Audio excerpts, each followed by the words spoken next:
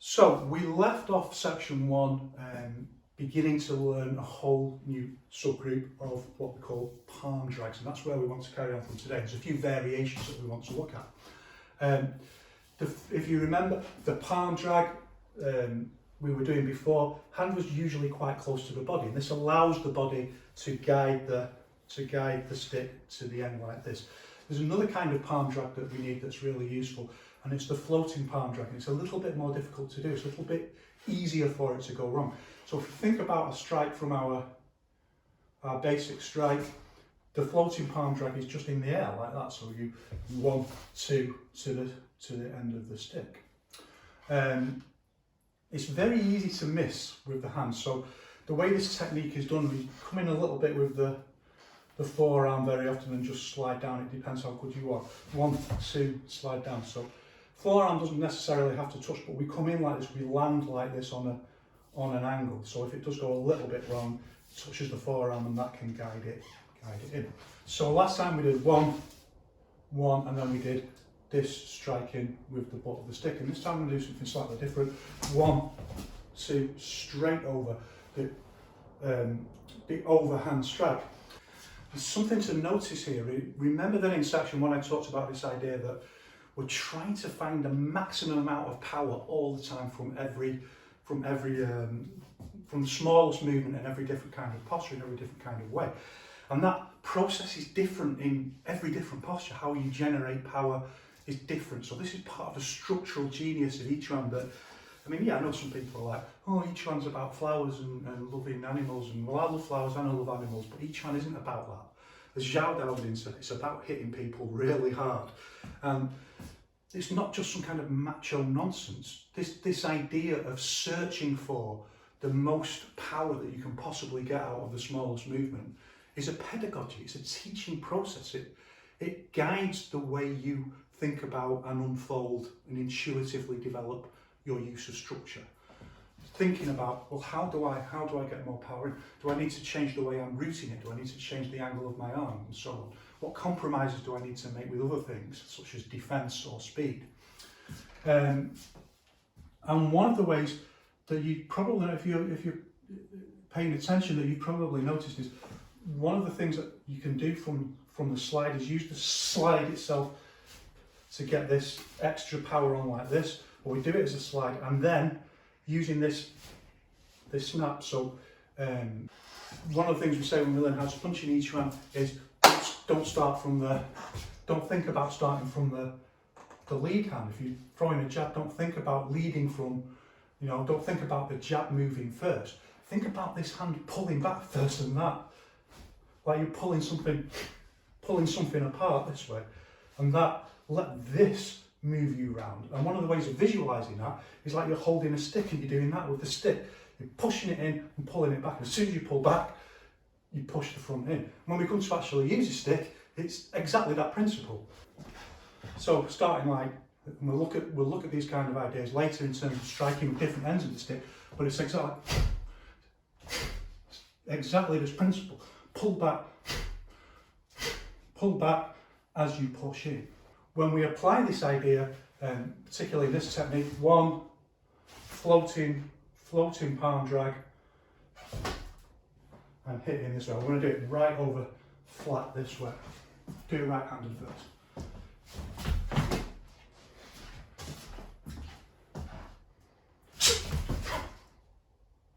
We hit right over. Look at the stick, by the way. Look at this, it comes past the body. Conforms to this exact same principle of being past the body, particularly here, like this. We don't want it to be like this. If we get that wrong and miss and then just push in, then the stick's coming straight in, so have to drill this in. It's one of the compromises we need to make. Left-handed.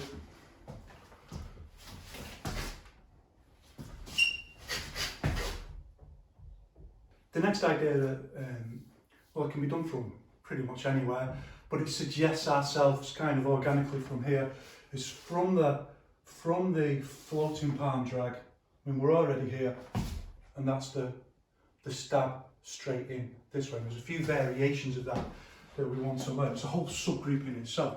But we'll just do this first. Left-handed first.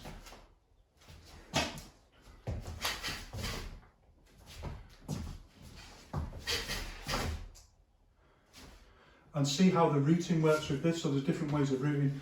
Sometimes you go this way, sometimes you go that way, and there's multiple different variations. This one works this way, so it's like a lead hand jab technique. And the easiest way to start thinking about basic routing is this equivalent to a cross, or is it equivalent to a jab? And a cross roots from the back foot, the jab roots from the front foot. Cross goes forward, in the jab the body goes backwards, so it's this way like a jab. 1, 2, straight in this way.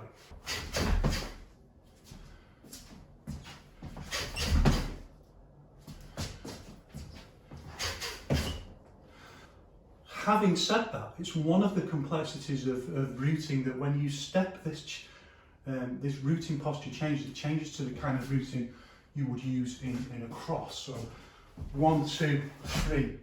See how the back foot is now coming up.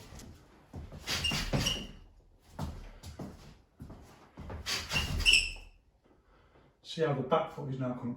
Also see how I'm cradling it to support it against my arm this way, which is another technique that we need to learn.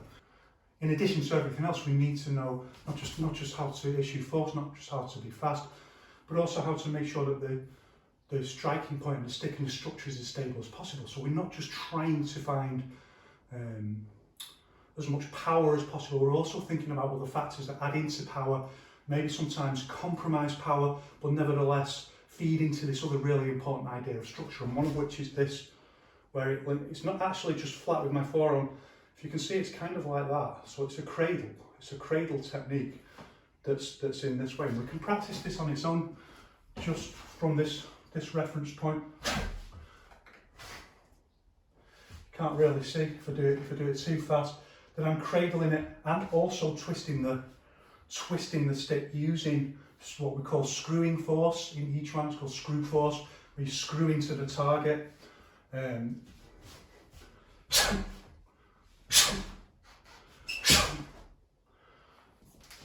we use this little cradling posture to twist in with the screwing force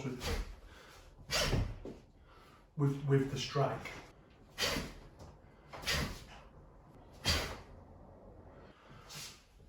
So notice that from the head height, when we're cradling it in with this screw force, when we bring it down this way, we don't do the same thing. We don't artificially lower the shoulder to try and support it this way.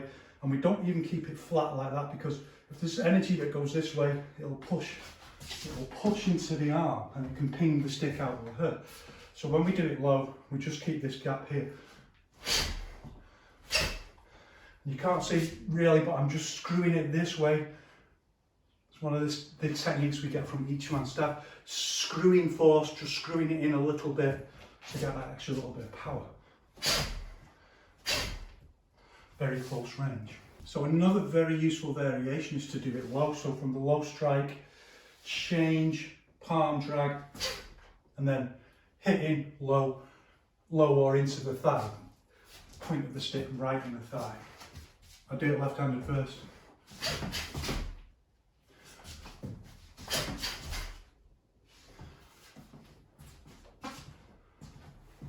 Right-handed. See here, because it's now on an angle going down, I can cradle it again in my arm. So I can go back to this rule that we learnt up here and add structure. Just I can't do it here. It's not quite, it's an odd posture. So but here I can do it, I can cradle it and support the structure again. These are all things that you'll just develop them intuitively after practicing. You don't have to think about it too much.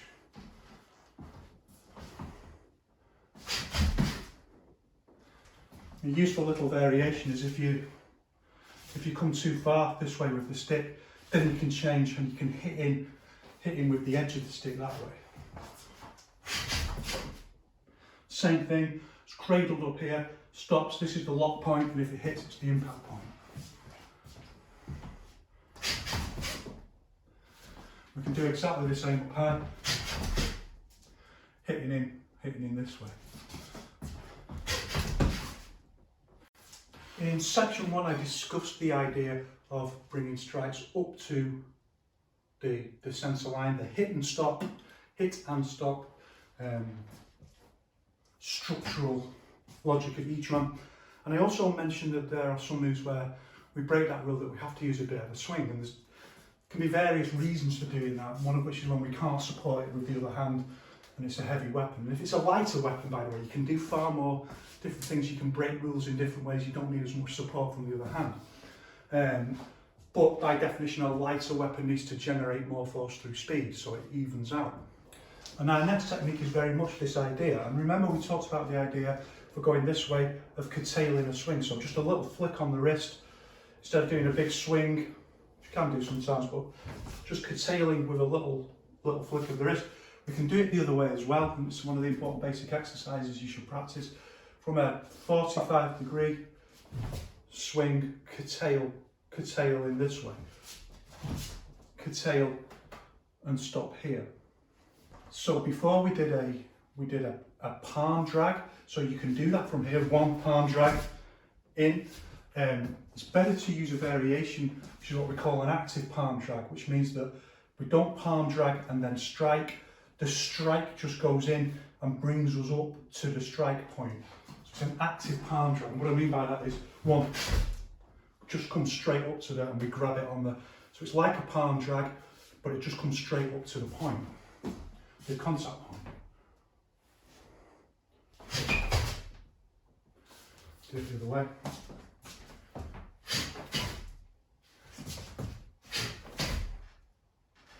But we can also do something else if we want to attack from this side. One, curtail, and we do this, which is called a body drag. It's a horizontal body drag this way. Drags across the body. And these kind of movements that come from traditional Wushu. It's again part of the absolute brilliance of traditional Wushu. And I don't know, these people are always like, oh, that'd never work. These are battlefield techniques. They're designed from people who, you know, if you think about General Chiba, Qin Dynasty general who killed 1 million people, you know, like, these people have got serious body counts. They know what they're doing in the stuff that they developed. This is for your opponent is very close range, and it's limiting your ability to use your stick. So you body drag, imagine that your opponent is very close, you body drag, and then you can, there's a range of different things and techniques that you can do from there. Remember also that we discussed the idea of leverage, and that's another thing that you can do before we even go into the full body drag. It's a version and variation of body drag. It's in that subgroup of techniques. One, that's to really issue force this way. So if you imagine your opponent is very close and you lever them in this way. And look, this hand coming on this way.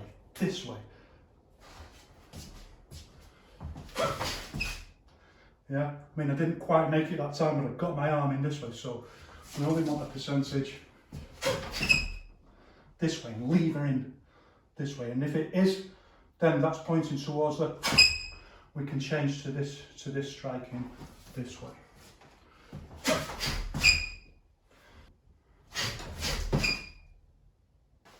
That's exactly what I mean about the problem with the pedagogy. Once you do one thing, it just suggests something else, and you start getting distracted from the actual thing that you were trying to teach and make people remember. My student would say this is the way I teach, a kind of meandering pedagogy, as I like to call it. But what we want from here, the body drag fully across the body this way. And we can do it, first way we want to do it is body drag into palm drag. Body drag into palm drag, into hit up this way. Hitting up on an angle this time rather than flatting. There's always a danger when you do them flat like this near your face that some energy this way will push the stick in, or the stick will just get pushed in. The cradle here doesn't fully resolve, you know, or protect you from that. So it's much safer to do it on an angle like this. Again. All the way.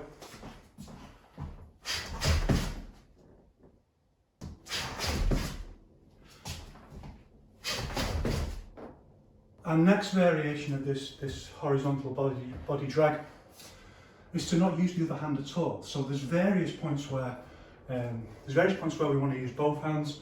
There's various points where we want to use one hand to support the structure, and there's loads of other things, and we'll look at some today, where we need to just use the stick on its own, the other hand is doing something else. So here's one example. So you hit in, say, and you body drag, and you need this hand up. You need this hand up from here for defensive purposes. Maybe this is grabbing someone's moved in, and this is blocking something, and you're not getting to the stick, so you need to use this stick on its own. So remember that we're trying to find the most amount of force, but we're also trying to capture that within a structure, a physical structure that gives things like stability to the stick when it would otherwise be wobbly. Here's one of the exact times that that becomes really clear. One, what are we going to use to stabilise it? Well, we're just going to use pressing it against our body. So it's stabilised this way, it's obviously not stabilised that way, but this is the best we can do in this situation. 1, 2, then what? Then just in this way. It's not the most immensely powerful movement in the world. Well, you don't want it. Let's face it, you don't want it. You don't want it done with short, sharp release of force. So keep this hand up and you strike in this way. You can see it's bouncy. It's not a neat movement. It's a chaotic movement. But we recognise that that's what's going to happen. It's going to be chaotic, and we're going to need chaotic skills. 1, 2, 3. Just hit in this way.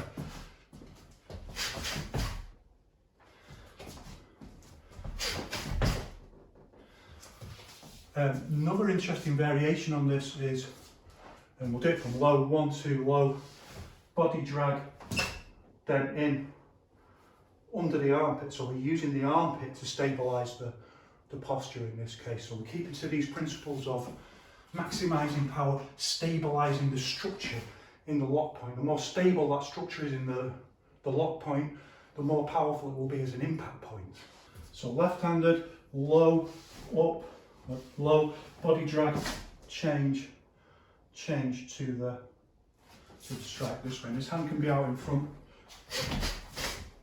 or it can be close in this way. It can be ready to hit and strike as well in this way. Right-handed, low, and then body drag,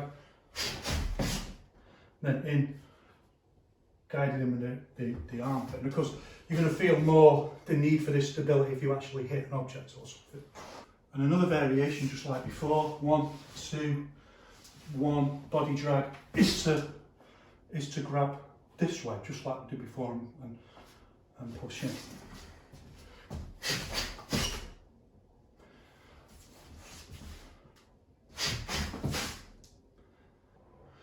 It's also something to do, by the way, you can do it from different angles, but like you're very close range, someone grabs the stick and they're pulling the stick from this kind of position, you can just change and push in with it that way, defend by attacking. And pull the stick in, just follow in with it and release force. So from there we have a technique. It's kind of a miscellaneous technique. It fits in with its own subgroup that we've not looked at yet, which is straightforward, hits downwards, but it uses this idea of a body drag, and it also kind of breaks some of our Yiquan rules. So think like, if you're not prepared to break rules, why are you even practicing Yiquan? That's part of its wonderfulness, that breaking rules is part of the rules. So we'll go from the 1, body drag, and then from here, big swing and hitting. This hand supports it. Full on skull cracker. And we can get away with this butt of the stick being pointed somewhat towards the body because there's such a big space. Someone rushes in, we can adapt to it. But what we're going for, the benefit of taking the risk, is we're going for the big proper skull cracker, the big dragon taming strike.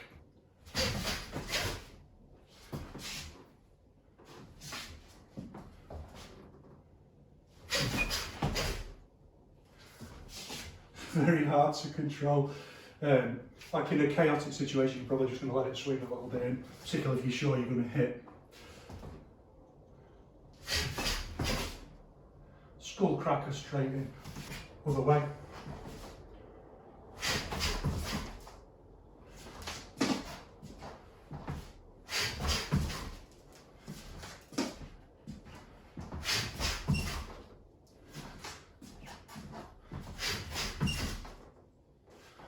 Our next variation on this idea is we've had the horizontal body drag, and it's a diagonal body drag this way, and we can do it. We can get to it two ways. We can do the hit and stop, 1, 2, straight into the 1, 2, and the other hand comes out of the way. We don't want to. I mean, the idea is that someone is very, very close to you, and you collapse the stick in on yourself. You don't want your hand getting in the way. You want it out of the way. That's going to do other things, and this comes across the body. You can use it in various different ways. The most important thing is just to get the stick back and out of the way very fast. There's not enough time necessarily to get it anywhere else. Or we can do it from the swing. 1 swing tail up this way. So left-handed, 1, 2, body drag, diagonal body drag, and look, like someone's moved in and we've moved right out of the way. And this hand's going and do whatever it's doing. Right hand this way, or hit and stop. 1, 2.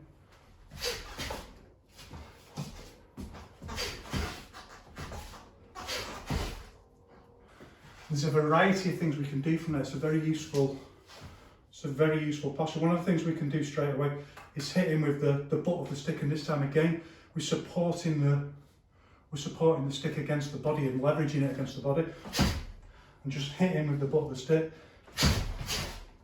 Keep hitting that kind of chopping hack that I discussed in the first video. You can't really do that floating hack that I discussed. So just rough and ready, using it against the body, leveraging it, boom, boom, pushing this way. And the idea there is you're hitting with this part of the stick. But we can also think about hitting with this part, depending on, I mean, it's okay, anything. The opponent's head could just be there, and you try and hit him with this part. Just hit him with this part, release force. And one of the things you'll notice if you've done some Yiquan and you're reasonably diligent and you know your Yiquan movements, you'll see that all of these are based around particularly Yao's Yiquan. They're all basically the punching move. So this move, this over the top move, that's all this is. It's that punch with a stick. Just like this movement when you hit in, it's just a hook, a stock dead Yao's Yiquan hook with a stick. That's all it is. It's one of the wonderful ways the infinite curriculum just unfolds like that. And it's also one of the reasons why we can say that Yao Zongzong particularly understood this. His particular genius allowed him to access the infinite curriculum in this way, because we can learn from that and keep unfolding and keep experimenting. It's just like the gift that keeps on giving. Amazing cultural treasure of the human race. So yeah, just like this over the top punch. We're just hitting this way. Ideally, we don't want to hit with the hand, because it's going to smack into the fingers rather than the knuckles that we really want. And if we hit with the knuckles, it's probably going to bend over this way and hurt the wrist. So we do want to just hit him with the stick. The next thing, as you can probably guess, particularly as we've hit him, is we can use it again as leverage. If someone's really right on you, and you can use it and you can change the route, and hit in and leverage this way. I'm not saying this isn't going to hurt you as well. It's a chaotic movement in the moment. Ideally, you want to bring it down so that it's on your stomach rather than on your ribs, which is going to hurt more. But you can leverage this way, and you use this way like this.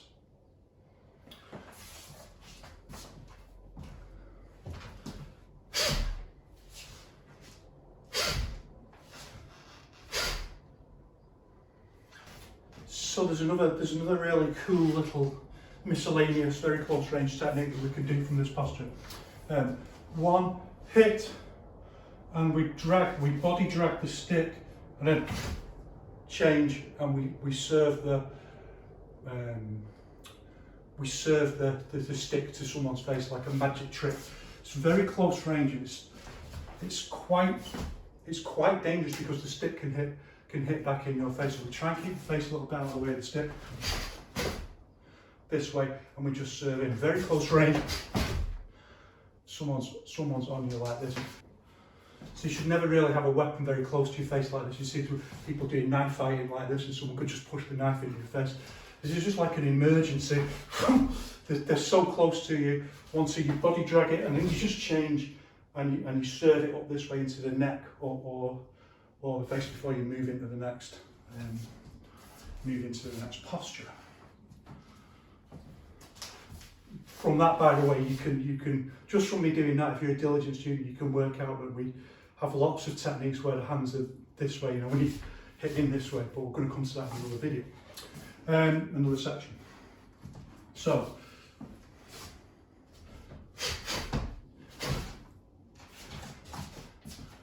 one, two, three, or close, one, two, just serve up.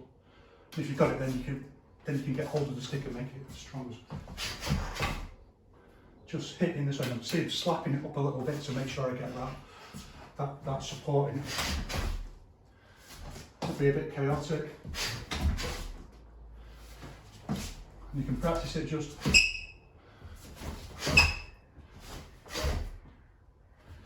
Nice little technique.